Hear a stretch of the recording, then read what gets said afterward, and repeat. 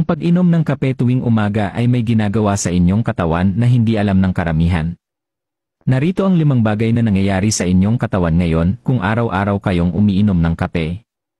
Una, literal na sinusunog niyo ang mas maraming taba. Pinapataas ng kape ang inyong metabolismo ng hanggang 15%. Mas epesyente ang paggamit ng inyong katawan sa taba bilang fuel kahit nakaupo lang kayo. Pangalawa, nagiging mas matalas ang inyong utak.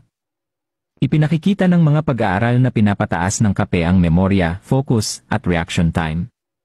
Para na kayong nag-upgrade ng inyong mental processing speed tuwing umaga. Pangatlo, nilalabanan nyo ang pagtanda mula sa loob. Pinapataas ng kape ang daloy ng dugo sa inyong balat, na tumutulong maiwasan ang mga wrinkles at age spots. Kaya naman ito ay nasa maraming mamahaling skincare products.